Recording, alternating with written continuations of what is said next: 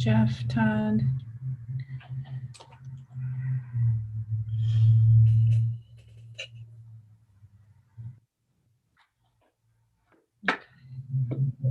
Jeff, Todd. Josh.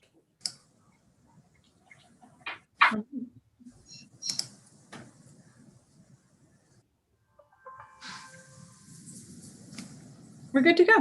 Okay, it looks like we're ready. Yes. Good afternoon. It's 4 o'clock on April 19th, 2021. I call to order the meeting of the Saratoga County Prosperity Partnership, regular monthly meeting. We don't have to do a roll call. We've already established who is here. We have a quorum. So I'm going to begin with asking for a motion to accept the meeting minutes from last month. So moved. Todd. Second. Second? Okay, thank you. Instead of going directly to the, We need a vote on the motion. oh, I'm sorry. So we have the second motion to accept. So all approved? Aye. Aye. Any Good, thank you. Okay, good. Thank you. Next item is the treasurer's report, but I'm wondering if you wouldn't mind, Rocky, if we skipped over that for now to get to the discussion. That's a presentation provided by Lindsay Connors, and then we'll get right back to the treasurer's report after that. Is that okay? No problem. It's Lindsay Connors, so no problem at all. Awesome. Thank you. Okay, Lindsay, thank you. Thanks so much. I am Lindsay Connors, as was mentioned. I'm the Community Development Planner for the City of Saratoga Springs. Of the many hats I wear, the largest one is managing all of the community development block grant funding that we receive in the city. And I've got a little PowerPoint here to show the group. Let me just share my screen. Hold on. I'll give you sharing privileges. Hold on. Sure. Thanks, Shelby. There you go, Lindsay. Okay. Let's see here.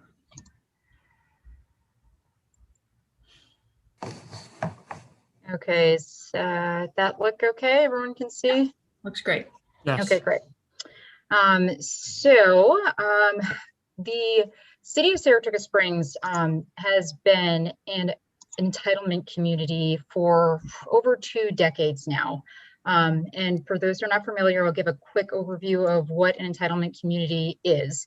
So essentially, back in the 70s, our federal government combined a bunch of other grant programs into one to form the Community Development Block Grant Program as essentially a more flexible way of doing community development activities.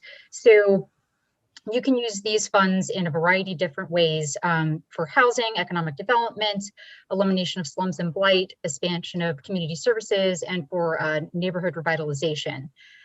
The reason why I'm here today is that Saratoga County's population is now over 200,000, and the county could now qualify as an urban county, making it eligible for an entitlement status of its own. So, level of funding estimated for the county if it becomes an entitlement. Currently, the city receives around $300,000 every year as an entitlement community. The city at this point with its current council is willing to give up its entitlement status to join with the county and to use our expertise, having facilitated this program for over 2 decades now, to administer it on behalf of the county. So our funds would become a county resource and they would be added to what the county would be allocated separately. So in total, that would bring us to about $1.4 million or so coming into the county on a yearly basis. So as you mentioned before, eligible CDBG activities can include lots of different things, and we've actually got 1 or 2 folks on here whose organizations have utilized this funding before, so they may be able to speak to some experience with this. But frequently we see property acquisition, demolitions, construction, rehab of affordable housing facilities, and of course economic development programs, particularly the city's loan program. And we've been operating that almost as long as we've been an entitlement community. It's been a really successful program. So within a county entitlement, we would be able to expand that kind of a program to a county level, fund small companies outside of the city limits with this funding as well. So just to kind of hone in on the economic development piece of this here, as I mentioned before previously, we can do loans for businesses, commercial real estate development projects, business incubators, funding for facade improvement programs, which has been really successful in other municipalities as they're looking to kind of elevate their economic development activities. It's a frequent user in downtown areas to do facade improvements in low to moderate income areas with this funding. We can also use it for infrastructure, micro enterprise, job readiness, and of course our nonprofits can also access this funding as well. So in the entitlement funds, the community development block grant funding is really meant to benefit folks that are of the low to moderate income bracket. And you might be wondering how we can meet those requirements and the intent of this while supporting economic development in general. We do this by looking at exactly what the project is and how it impacts low to moderate income individuals. So for instance, you can do a project that might save jobs like we currently did in the city very recently with our small business grants program to help our small business owners who have been impacted negatively by the pandemic. So those jobs were saved in exchange for a small grant to help the business make it through this difficult time. And that would be the low to moderate income benefit there. In other instances, like our loan program, there's a job creation requirement. So there are jobs created that will be available to low to moderate income people and given to low to moderate income people. Same with workforce training programs. You're going to be seeking to provide that kind of training and education to low to moderate income participants. And in the case of something like a facade improvement, you might be looking at an area benefit using those funds in a low to moderate income area. So additionally, there are some more benefits to becoming an entitlement community. Namely, the CDBG program is a network that's already set up and ready. So when the federal government does things like issue stimulus funds, those go through the community development block grant program frequently to the entitlement communities. So the city was a happy recipient of 2 additional installments of block grant funding through the CARES Act this past year. And we were also a recipient of a large chunk of funds back in 2009 with the last economic downturn. As an entitlement community, we were simply entitled to that and received it without any application process at all. So the question begs, how do we secure entitlement status funding? So each unit of local government in the county has the right to opt in or out, and they must do so in order for us to move forward with the certification with HUD. Those who opt out are not eligible to access any of these funds. And those who opt in are only committing to 3 years of participation. So the municipalities are not signing their lives away here. If this kind of a program doesn't work out, we want to go back to the city just being its own entitlement. It's not a forever thing. It's only 3 years, and we can keep re-upping that as we move along. Hopefully that would work out really well for everybody.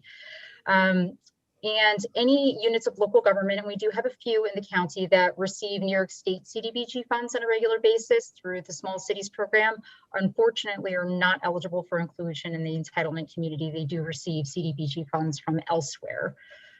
So I'm recommending at this point that moving forward, should the county decide they'd like to pursue this entitlement qualification, that they go with the second threshold. And that would mean that of all the municipalities that are opting in, we need to have at least 100,000 in total population. And that would also need to be inclusive of the majority of our low to moderate income population to make sure that really are serving the folks for whom this money is meant for. So that's just kind of the brief, quick overview and how community development block grant funds relate to an economic development. I'm happy to answer any questions now. And I've also provided my email up on the screen too, if anybody wants to catch up with me at another time. We're not asking Lindsay for any action.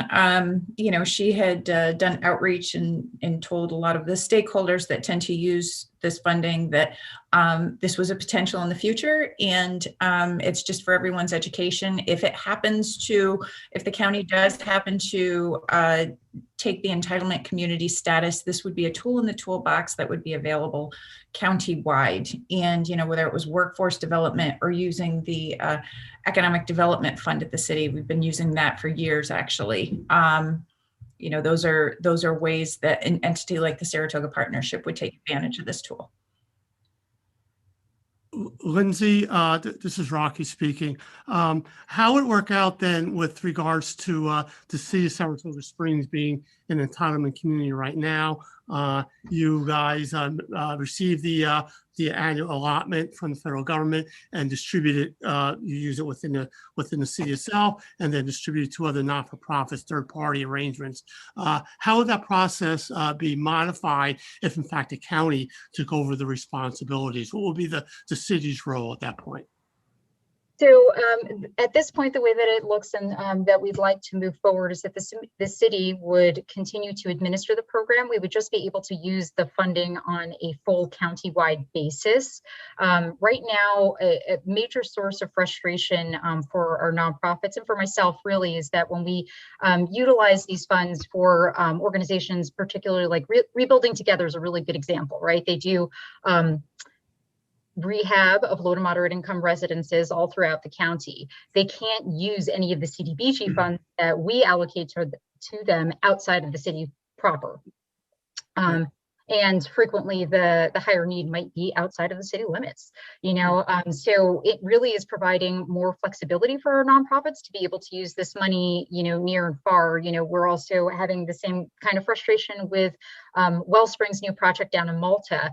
That would be a perfect project for us to be able to support with some CDBG funding. Can't do it. It's outside of the city limits. So expanding the program to countywide would have a lot of benefits. So the city would maintain the administration. Rocky, since we do fund SAG pretty frequently, that the way it works in the city is that we've got a committee that reviews, hears all the applications and provides recommendations to the city council. I expect that the process would look largely the same, just at a county level. What remains to be seen and would need to be discussed as we move forward would be who exactly would be on the committee and how those committee members would be chosen. It certainly wouldn't be appropriate for the committee to be made up of supervisors, as HUD really does encourage us to make sure that we've got the populations who are going to be benefiting from this money represented on the committee. So we're talking about we want folks from our public housing authority that are actual residents there, folks that suffer from a physical disability, folks that represent our community of elders here, and really make sure that we're representing the community's ethnicities and age brackets as well. So that part remains to be seen, and I expect we will start sorting some of that out as we move forward with the supervisors on this initiative.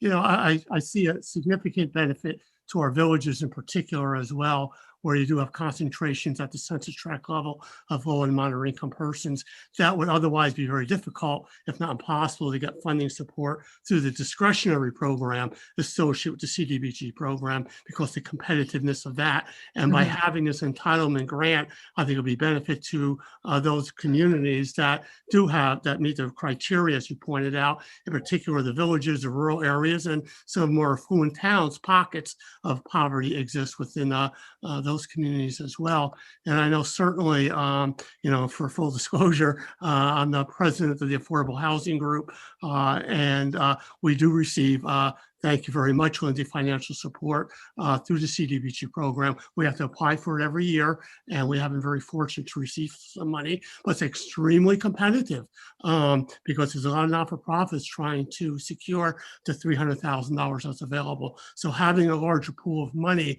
I think, would be a benefit to the entire county and to meet the needs of the low and moderate income households within the county, which is a benefit to the county in its entirety. property. And I know we see direct benefits in my organization in terms of some physical improvements we're able to make to our property that will be otherwise financially challenged, excuse me, that we otherwise financially challenged to achieve, as well as some support services that we're able to provide to our residents.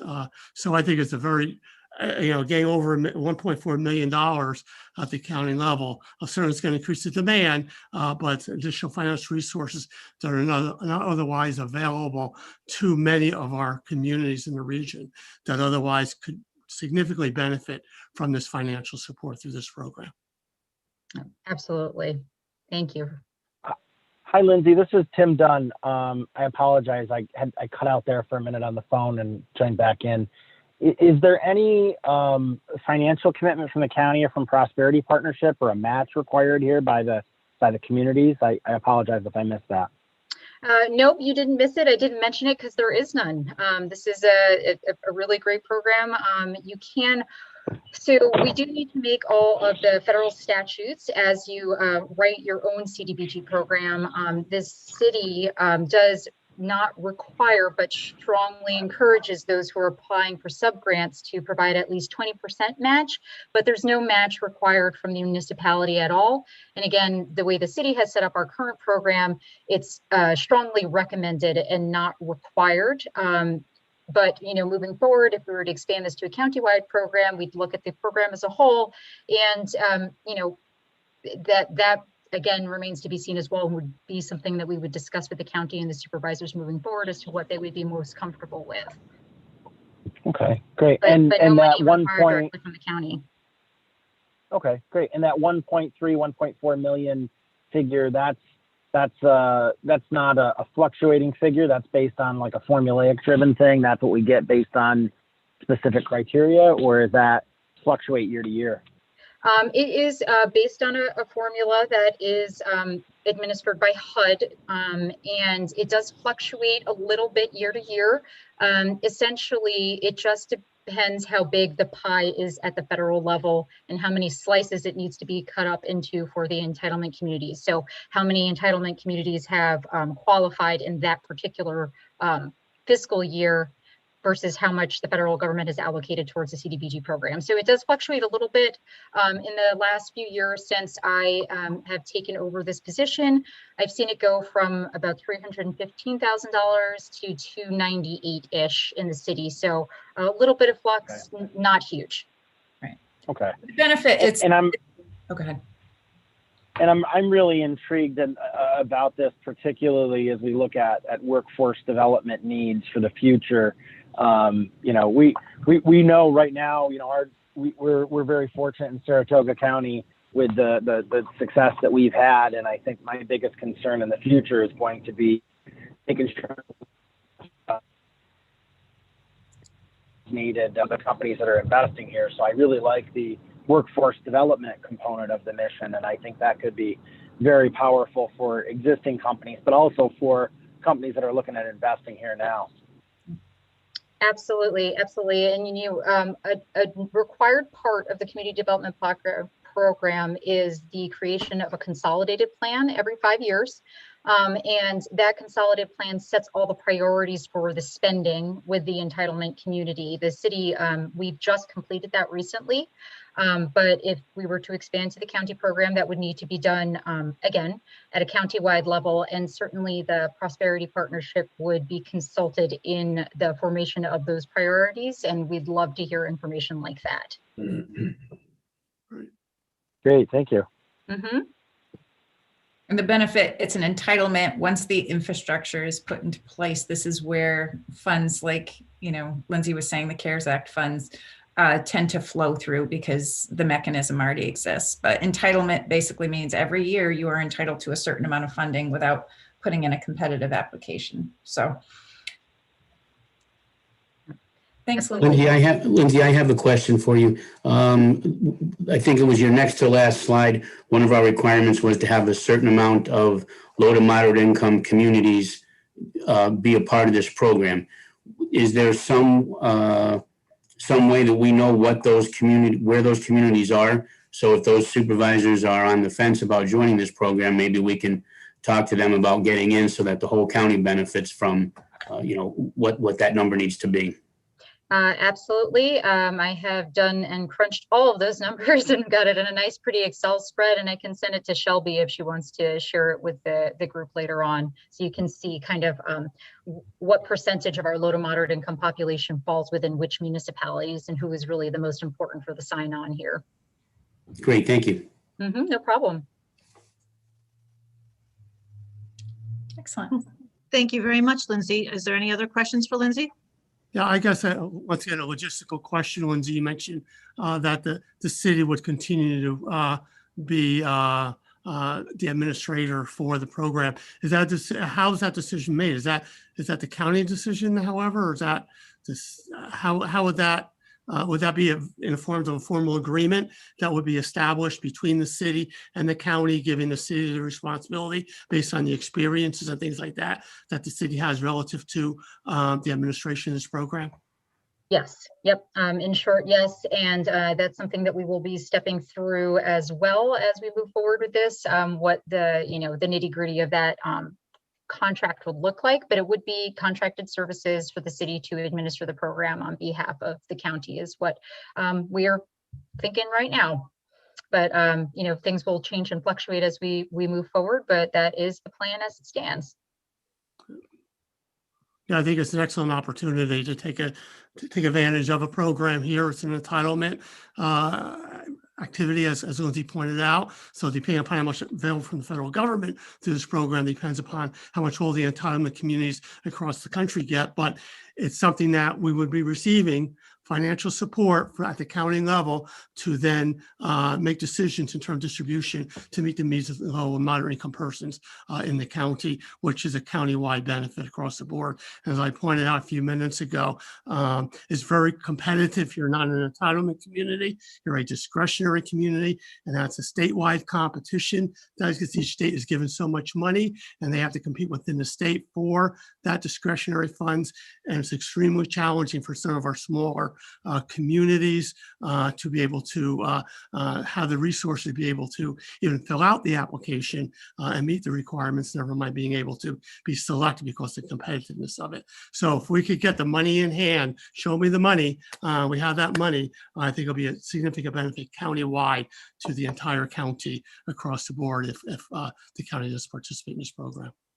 Yes, absolutely. And aside from the funds too, it opens up my position to be able to provide the professional guidance as people develop our community development activities, programs, and initiatives to be able to help guide them and ensure that they make good applications for this entitlement funding and perhaps connect them with other funding opportunities that are out there as well, which is a service that I frequently do with our city applicants, but would be able to do at a larger county level if we were able to expand the program. Exactly. They're heavily involved. The not-for-profits of the countywide, as you pointed out, they can't provide those services to those geographic areas. They're not part of the program. In this case, that would eliminate that barrier that exists. Mm-hmm. Absolutely. Thank you, Lindsay, very much for a very informative presentation. And there was a lot of good points made by the board. Thank you so much. Yes, thank you. And again, if anybody has any questions you want to catch up with me later, feel free to give me a call at the city. I'm happy to talk to you offline. Thank you. Thanks, Lindsay. All right. Bye-bye, everyone. Bye-bye. Bye now. Yeah. Okay, on to the treasurer's report, Rocco. Okay, so briefly provide the treasurer's report. I'm not sure what order everyone has their tables in, so I'll go in the order that was received. And so in terms of just very briefly outlining what's going on. In terms of the statement of activity report, January 1st to April 13th, the only thing to report out, there's been a relatively quiet month in terms of activity. But I do want to point out that we did receive the first quarterly payment from Saratoga County of $112,500. So that money is literally in the bank. So that's in our bank account right now. In terms of the statement of financial position comparison, statement of financial position comparison, comparing the period April 13th, 2020 to 2021. In the bank accounts, you'll note that we have about $100,000 less in our bank account. That's primarily driven by the reduced funding that we got from the county in terms of the amount that we received to date through the first quarter of 2021. So, but all that, in terms of less money is reduced is offset, excuse me, by the reduced expenses that exists in the county. Looking here.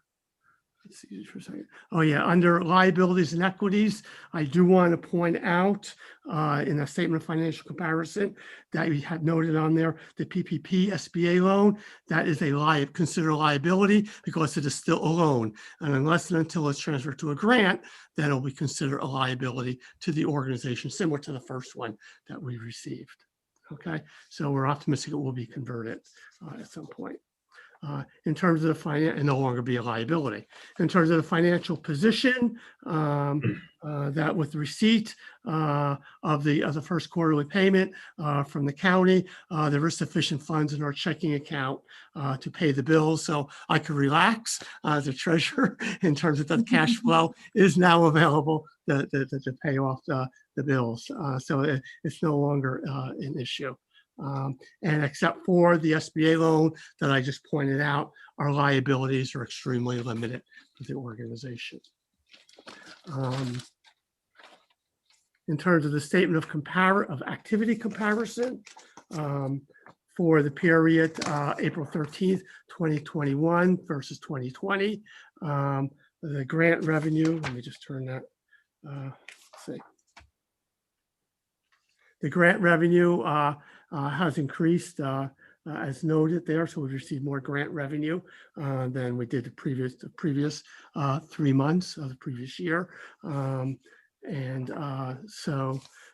that's good. And the direct expenditures related to the partnership have been reduced primarily due to staff reductions that have occurred. And rent. And then finally, in terms of statement of activity compared to the budget, the spreadsheet that you received on that, through April 13th, it's about 30% through the budget year, if you will. So everything, the revenues are on target. We're at 32.17% for our total revenue. So we're right on target with that. In terms of operating expenses, everything is pretty much on target, if not less than target. The exception to that is office equipment, and that was related in part to the move situation that occurred. It was a relatively small amount. It was only $500 that was budgeted anyway, and we've already spent it 93% of that. But once again, that was due to the activities associated with the move. In terms of the programming and MOU/MOU expenses, there are some significant variations amongst those individual line items. Overall, we're on target, but there are some variations that exist with that. And basically on that note, and I'll close out my report here, and I mentioned this at the last month's meeting as well, that the staff is going to begin a review of the budget and schedule an audit and finance committee meeting to discuss revision to the adopted budget to better reflect the activities for the remainder of the year, because there are certain assumptions made when this budget was prepared that obviously there's been a lot of activity that's occurred in the last 6 months or so. To revisit it and to modify it to reflect the change that have taken place, so we have more assurances where we're at right now than we did 6 months ago. But all that being said, as I pointed out, budget-wise, things are on target. So there's no crisis situations that exist in terms of meeting expenses or anything like that. So we're moving forward, but it'd be nice to modify the budget to more reflect reality that's occurring. So that's all I have at this point. Very good. Thank you, Rocky. Chairwoman, could I ask a few questions? Absolutely. So thank you for that, Rocky. I do have a question on the statement of activity comparisons and on your budget report for the first quarter. Looking at legal and accounting, we had budgeted just over $40,000 for that category, and I see year to date we're up over 14,000 already, which is almost 35% of what we had budgeted for. What do we know what's driving that? Yes. Sure. The first quarter, Todd is always, or supervisor, I apologize, is always the audit. So the audit bill came in and that actually it just came in last week, or else this wouldn't even have been on the report, but that's 8250. So that tends to just create a spike. Okay. Okay.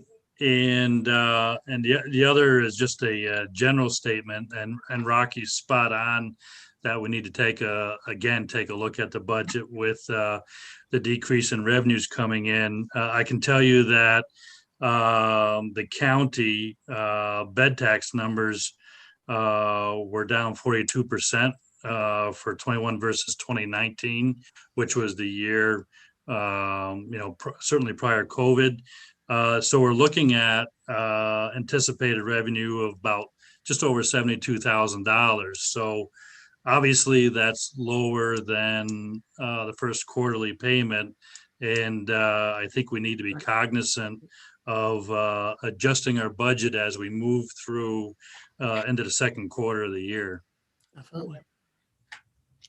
Yeah, definitely, We're Todd. planning accordingly because of that. And we know the other organizations in Saratoga County that that do depend on room occupancy tax, and we've heard the same from them. So keeping a very, very close eye on it, just like we did last year. And also we've begun the process. I think Rocky didn't mention that, but we're submitting close to $29,000 in a drawdown from our USDA grant for time and expenses that we've put towards activities like Next Wave Communities.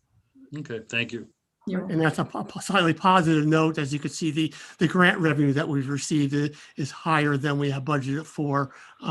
So that's good news moving forward as well. But most definitely, we do have to adjust based on the lower revenue that we'll be getting from the county and adjust accordingly. So that's very important that we look into that. Yep.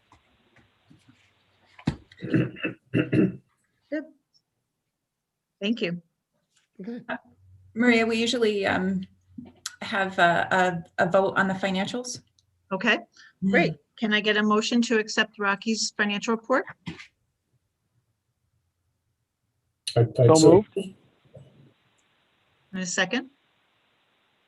I'll second, I guess, if I could. I'm not sure if I could because I presented it. Well, we had Wood and someone on the phone said. Oh, okay. That was me. I'll second. Tim Dunn. Okay. Thanks, Tim.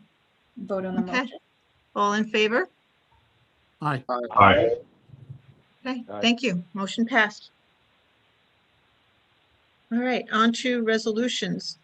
We do have some business to take care of to get myself, Tim, on the corporate resolution for the banking. That is just a form that has to be filled out. We'll be going to the bank to, put our names on the account. So Shelby, is there anything else that needs to be added to the request for a motion? No, we have the resolution right there in front of you. I'd mentioned to you, Maria, that instead of president and vice president, we need that to be, it will be chair and vice chairperson, treasurer and secretary. I'm sorry, Supervisor Kuzniers and Rocky, you are going to, every time we do this, everyone, including me, we have to go back to the bank and re-sign the signature card. So Adirondack Trust misses you and wants you back. But that's the only thing that we need right now. My signature hasn't changed. I know, but they're not my rules. Okay, sorry. Okay. So we do need a motion. Mhm. I'll make a motion. Okay. Thank you, Oh. Rocky. Okay. And a second. Tim Sapanic will second that. Thank you, Tim. All in favor? Aye. Aye. Aye. Thank you. Motion passed. Okay. Under new business, we already took care of the presentation for Lindsay, so we're going to go into the CDRPC CARES Act sub-award overview. Yes, and I'm just going to give you a quick overview. This past week, I participated in a workshop with the CDRPC, Capital District Regional Planning Commission. They received EDA funds of about a grant for $400,000. Half of that is going to be distributed to the 4 counties in their region, Rensselaer, Albany, Schenectady, and Saratoga County. Both Dennis Brobston and I participated in this workshop. The only thing that needs to happen at this point is they're going to require, basically Saratoga County to give, to basically let you know what entities you want the funds to go to. The funds are distributed over a 2-year period. I gave you this, overview. So as a board, you are aware of how these funds work. Eligible activities include everything from putting together an economic development fund, doing resiliency planning, looking at infrastructure, and also workforce development is a pretty significant opportunity that we have here. A lot of folks were displaced as a result of the economic impact of COVID and, the shelter in place that we experienced last year. And the fact that a lot of businesses haven't fully hired back. But we do have so many essential businesses within Saratoga County that continue to operate through the pandemic, through the shelter in place, and continue to have the same problem that we had prior to COVID, and that is, we've been facing a national shortage of workforce and also a skills gap as the baby boomer generation starts to retire. What they are doing is taking skills with them, and we're not necessarily backfilling for these positions, and it's especially impacting our manufacturing sector, our warehouse and logistics sector, construction, hospitality and tourism, et cetera. So they're all kind of, facing the same challenges trying to find people. We do have quite a few workforce development training programs in place, I'm sure as Penny could tell you. And, I'm also a participant on the Saratoga, Warren, and Washington County Workforce Development Board. And we have our economic developers from those areas, as well as many of our regional employers, including construction, hospitality, warehouse, healthcare. I'm sure you've heard plenty of folks, your healthcare sector, it was on the cover of the Business Review, is having trouble finding, whether it's health aides and other folks to work in the hospital. So, one of the ideas that, and I can talk about in our president's report, our workforce development board is really, we have so many different training opportunities. We have workforce training funds, but we really, really need to have a concerted message to let folks know what job opportunities are out there and really actively engage in the recruitment process to find talent, because, we can't have our employers necessarily cannibalizing each other to try to find talent. So again, that it's going to be up to the county, number one, to make the determination to release the funds. I know the other counties are already starting to move forward with that. And, another initiative that they're looking at as well is broadband expansion. But they could be looking at that in a broader regional capacity. So, we could kind of jump on the regional bandwagon about looking at broadband solutions. So, just wanted to give you a quick overview. If anyone has any questions, it's not a ton of money. You have to, it's federal money. So there's quarterly reporting processes, as we're very much familiar with the fact that we have USDA funds. And, we're going to be we would be a sub-awardee under Capital District Regional Planning Commission. But, as far as COVID resiliency and our economic resiliency, the funds are out there, and it's a good opportunity to work with all our stakeholders to make all boats rise. So, anyone have any questions? Go on to the next one. Yeah, we can. I'm sorry. Shelby, in terms of procedurally, once again, in this particular case, is it something the county, is it the county has to seek out the authorization from CDRPC, or is it? Yeah, through once the partnership? county makes the determination on the authorization, then once those, then the entities that are the receivers of those funds contract with CDRPC. They come up with a budget. They come up with a plan for how that money is going to be used, and then the funds can start flowing pretty quickly. I believe the next opportunity is at the May CDRPC board meeting, so that is next month.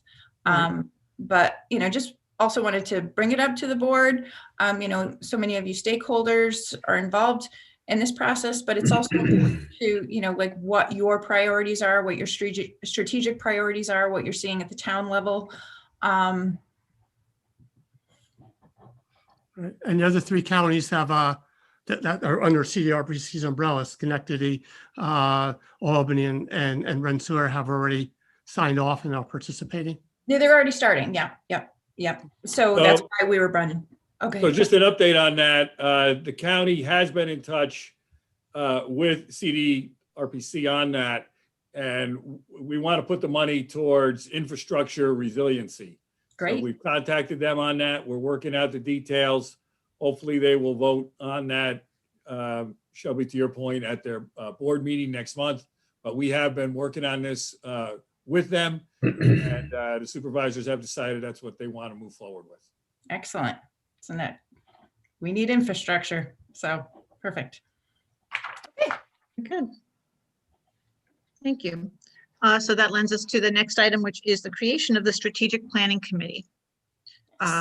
If we have any kind of plan to go forward, we probably should put together a group of people who would be instrumental in helping with this. So Shelby, if you have additional information on this.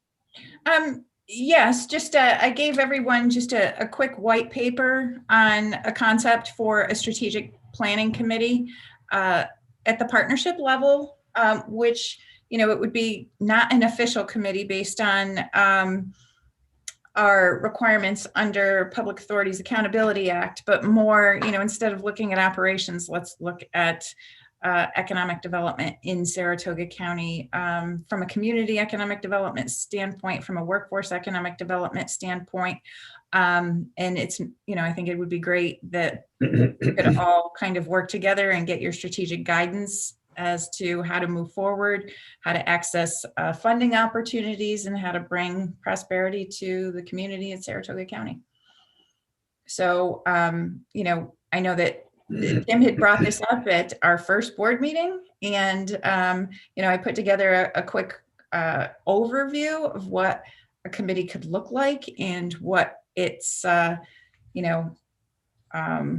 priorities would be, which would be conduct economic base analysis of the Saratoga County economy, including workforce, demographics, technology, competition, sociocultural changes, develop realistic goals and objectives and strategies to help the partnership team accomplish its mission, identify priorities for economic development planning at the county, town, village, city level, and identify opportunities to aggregate needs. Like, for example, infrastructure. We have many, many communities throughout Saratoga County, whether it's water and sewer, electric and natural gas, or, telecommunications infrastructure. We have more than one community that are experiencing these challenges.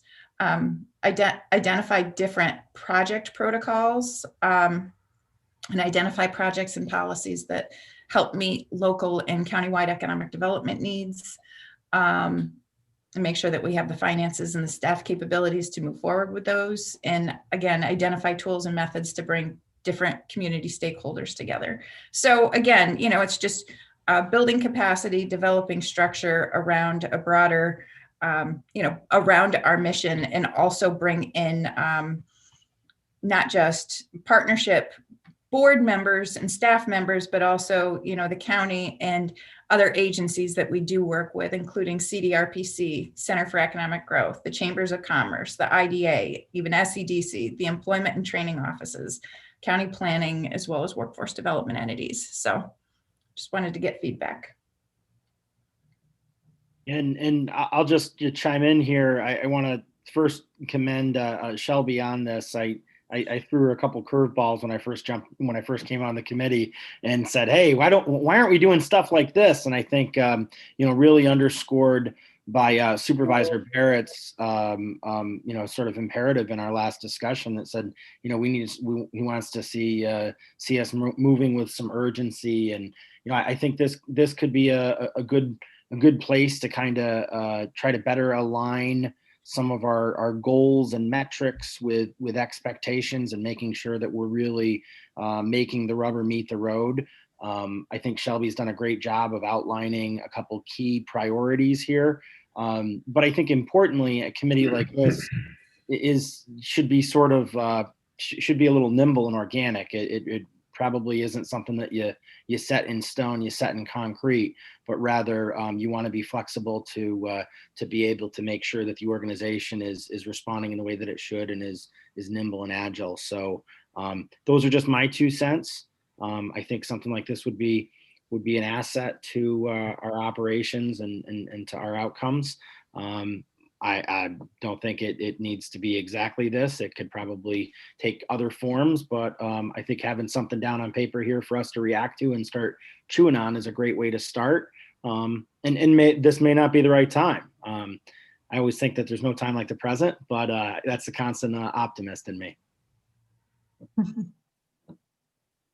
Optimism is a good thing. It's a good thing.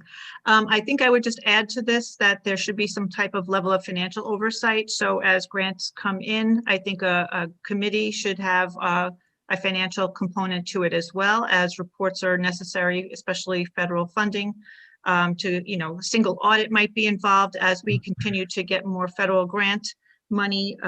So just something, again, like Tim said, may not need to be discussed now, but just, something to kind of think about for the future. I have a question in terms of trying to get an understanding of the objectives of the Strategic Planning Committee. Is this focused in terms of a strategic plan for the partnership, or is this more in terms of initiatives and opportunities that the county could take advantage of in terms of identifying the strategies accordingly, and what we'll see the partnership could play in that? So when I'm based on the conversations and things like that, it seems to me the broader perspective versus the one specifically focused on the partnerships strategic planning process. Well, I think it's a little bit of both, really.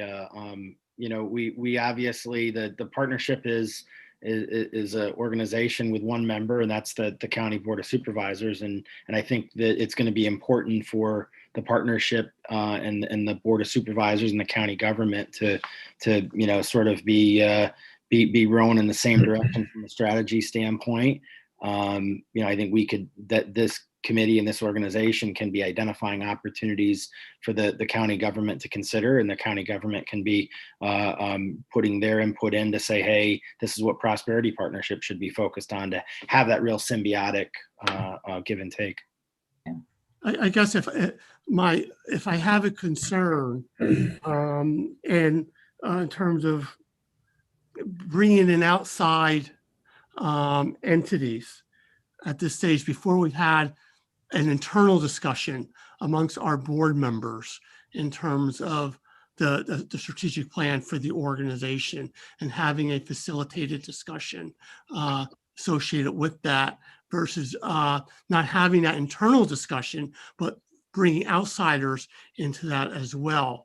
And that's where I'm trying to find that balance there, if you will, in terms of moving forward, because I do like the idea, certainly bringing third parties in the conversation, things like that. But at what stage is that done? And if it's specifically focused on the partnership, I think it's important that we have some sense, we, the board, have some sense of what we'd like to see achieved in terms of our mission objectives, and then have that, and also seek input from those other entities as well, going in terms of as part of the discussion that takes place. So I'm trying to figure, I don't know if I expressed my concerns. Yeah, Rocky, and that is why we have a governance committee, we have an audit and finance committee, we also have the personnel committee that, is making sure that, and we have a mission and bylaws and all these other components in place, but what we do as an organization is we do things that impact the overall community and economy of Saratoga County, and we do have our finger on the pulse of what communities are experiencing, what our businesses are experiencing, general needs like, we were talking about workforce, infrastructure, transportation, and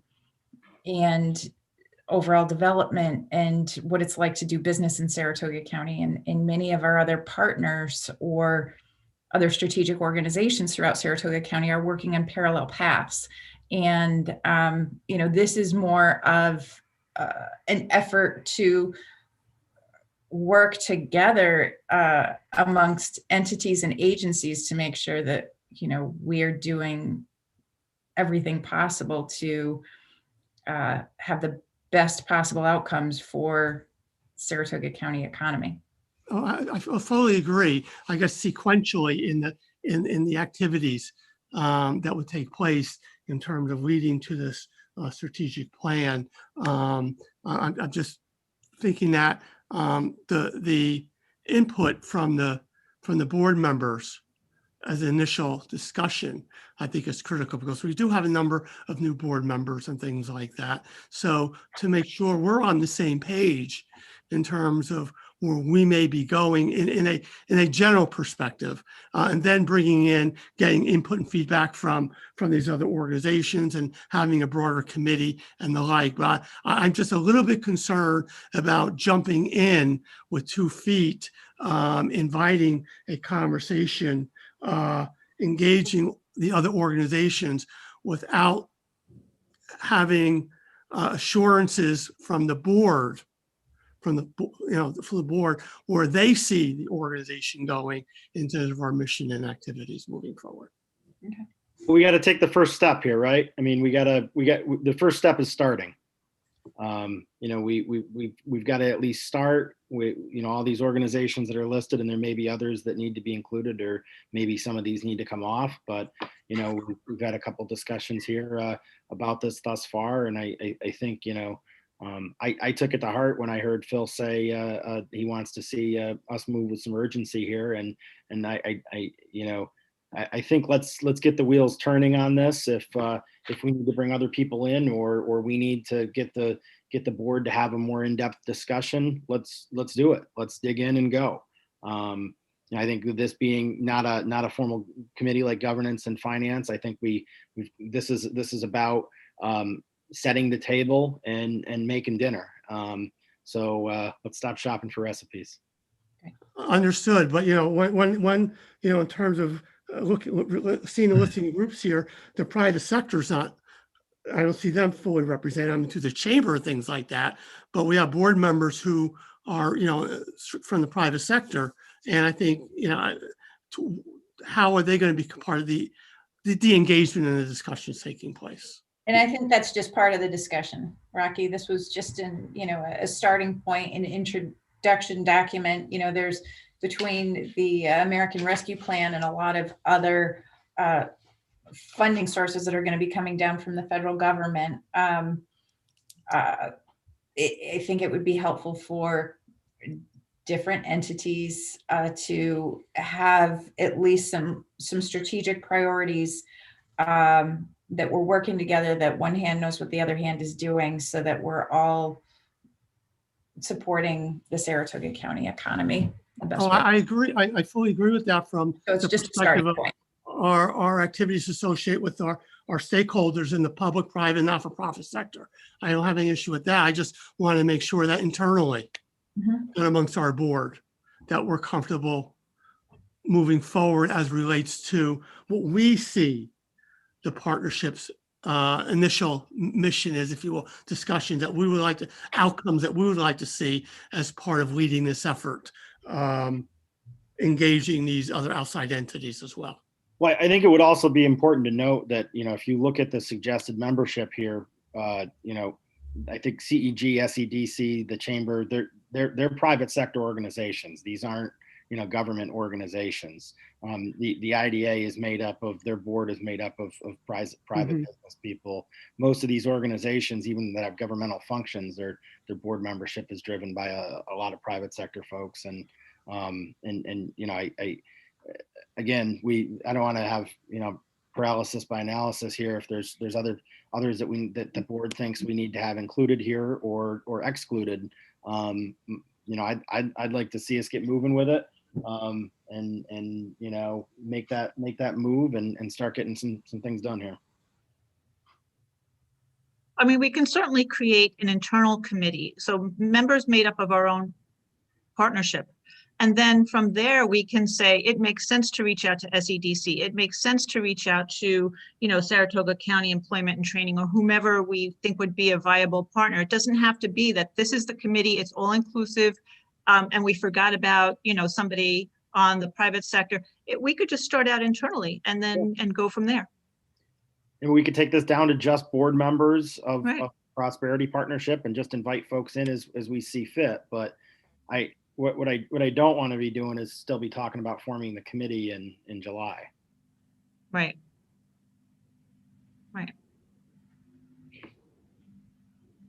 Would that work, Rocky? Would that make sense to you?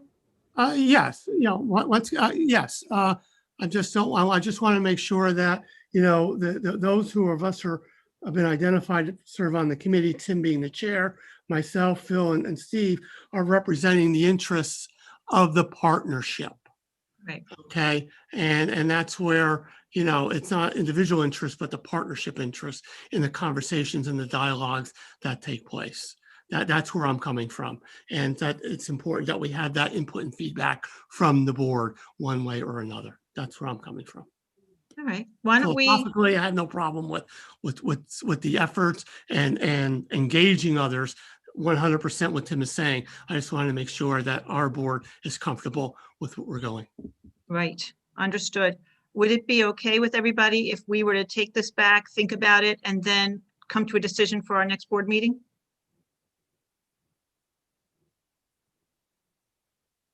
Anyone? That works for me. Holding you to May, but if we're not operating by the time the horses are running, Right. it'd be great. Right. Exactly. Yeah, and I guess, on that point, because I fully agree with Tim in terms of we have to start moving sooner rather than later. And I guess, I'm thinking out loud, I really haven't given this a lot of thought at this stage of the game, but if we come prepared for May, with maybe some type of, set some time aside amongst the board to talk about what we see, our viewpoints and perspectives and things like that, and what we'd like to see in terms of the committee role and responsibilities. So rather than just signing off on it, if we could have some type of facilitated discussion, half hour or something like that, to get the input from all the board members in terms and their feedback before moving forward, or have a separate time set aside, in terms of not a special meeting or something like that, where we have this just this discussion and not the full board meeting. That's just an idea I have, once again, because I think it's important to bring the full board in on it, but I'll be glad to defer how others feel about it.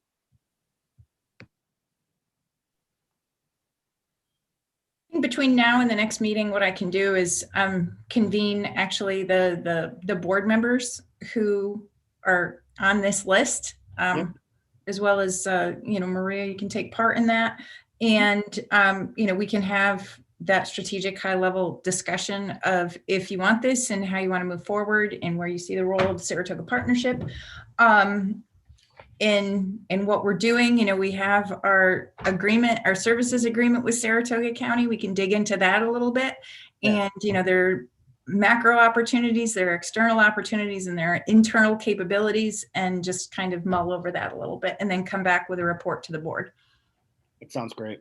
Okay, That would work for me as well. great. Yes, I'd like to be part of that. Thank you, Shelby. No problem. Okay. All right, I apo- on to the president's report. Oh, sorry. Go Right, ahead, I- Supervisor. Yes. Yeah, I apologize. I have a 5 o'clock, which I have to jump off for, but we'll catch up for anything I missed after this. So thank you, everyone. Thank you. Yep, bye-bye. Bye now. I'll try to keep, since it's 5 o'clock, I can keep this relatively short and sweet. Just internal operations. We did submit our annual report and audit to the authority's budget office. Just another reminder, I know Amy sent something out on Friday. If you haven't submitted your conflict of interest responsibility forms, please do so. And if you haven't taken your authority's budget office training yet, it would be very helpful to make sure you do that. We're required to have that, and want to make sure that we're in compliance. As Rocky had mentioned, we received our first quarter voucher, and our Saratoga County contract was finalized on April 1st, and we picked that up. So thank you so much, Saratoga County. We are moving forward. Business retention efforts, there are quite a few businesses that are seeking to expand in Saratoga County. One of those issues, as we're hearing quite a bit, infrastructure. It's, just one example. I'm dealing with a business that we helped locate. It's a commercial business within Saratoga County. It was growing from one place to another. They're looking to do something that, the community that they're locating in wants very, very much as part of, that general area.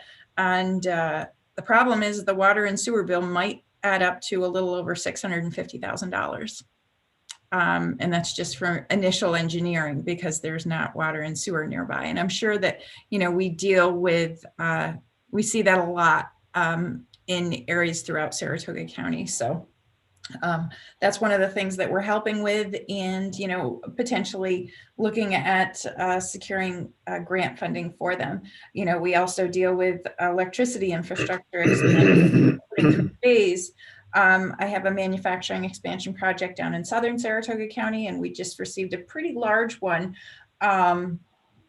from the state. It's an expansion from one area to another that's looking at, they need existing space. And that's, and also, I'm sure you're going to hear this over and over again, we do not have a lot of property inventory in Saratoga County. And it does put us at a competitive disadvantage, because if you have to plan water, sewer, your utility infrastructure, put up a building, get through the entitlement process, time is money, and it could cost you a few years to get into that.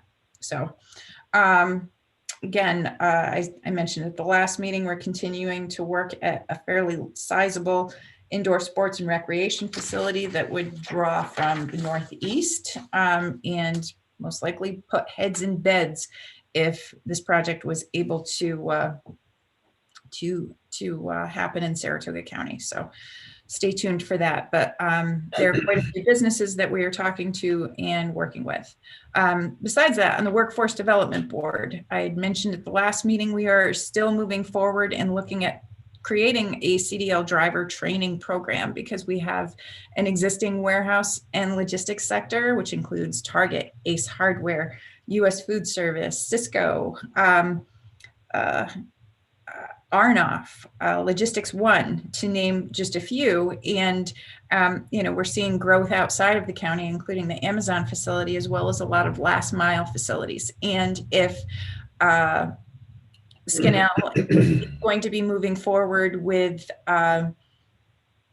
expanding into the Luther Forest Technology Campus, if that is possible, and we will have additional strain. One of the critical components of the warehouse logistics sector is Class A and Class B CDL drivers. Not only do we have a nationwide shortage of long haul drivers and short haul drivers, we have a shortage of drivers all over the place. Some of that is related to insurance. Some of it is systemic. A lot of folks are aging out of the workforce.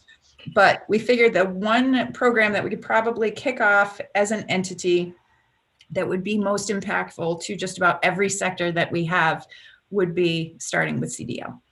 So I will report back to you on that. We actually are working with someone on developing a white paper for some of the critical issues that we would need to cover in a training school. But we do feel like that would definitely help many different industry sectors.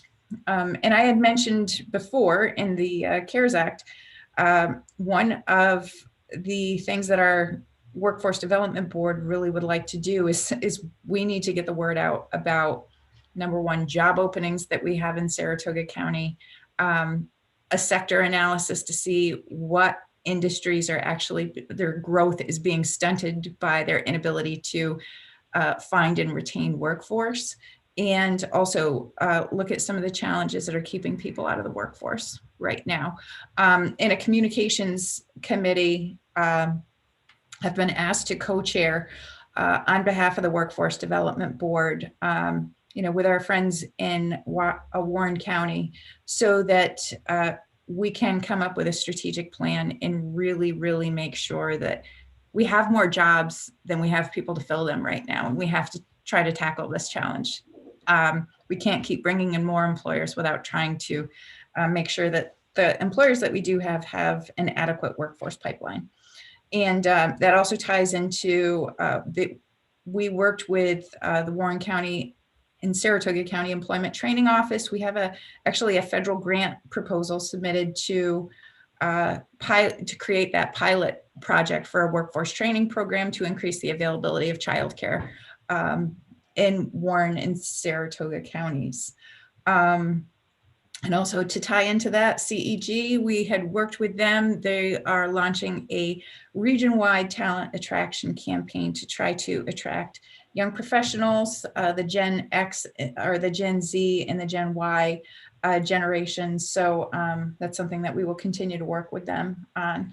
And tying into that, the Northern Towns BHAN project, that proposal, that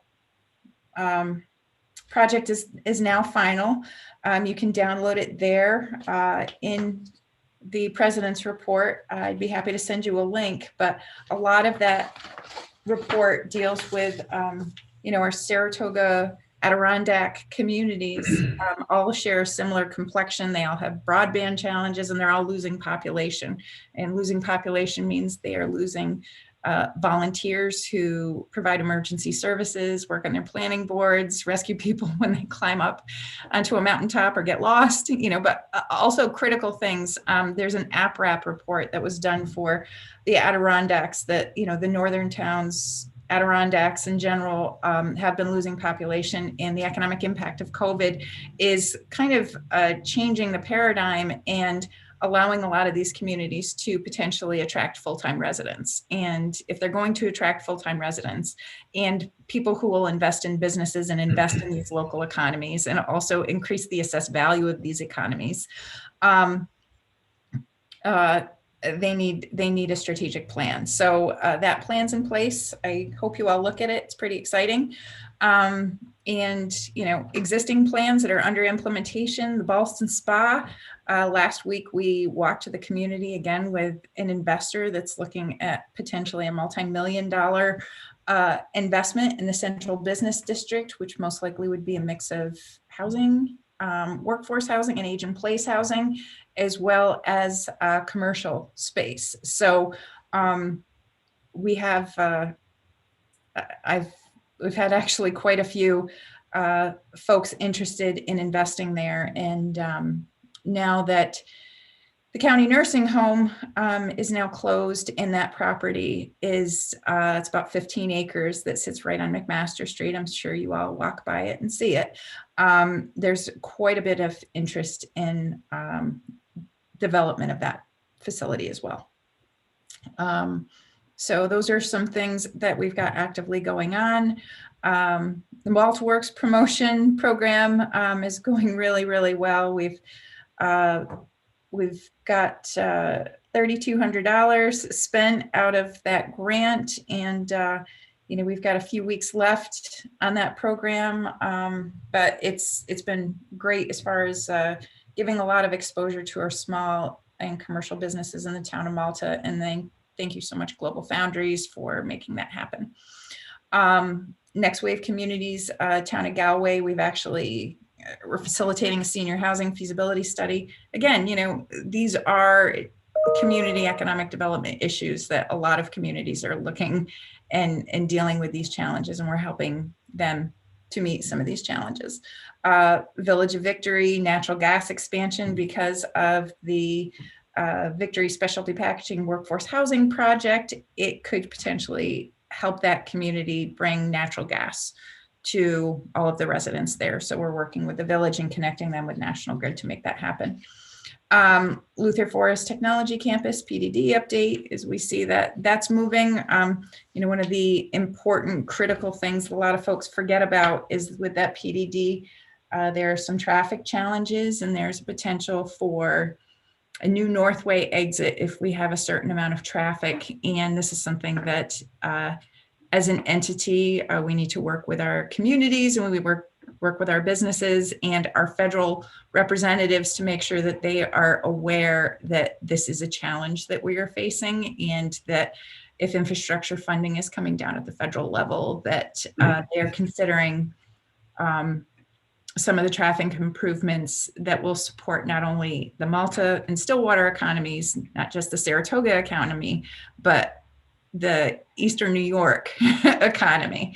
And that's how critical some of these issues are. So we're actively participating in New York Loves Nanotech, brought the Semiconductor Industry Association VP of Government Relations.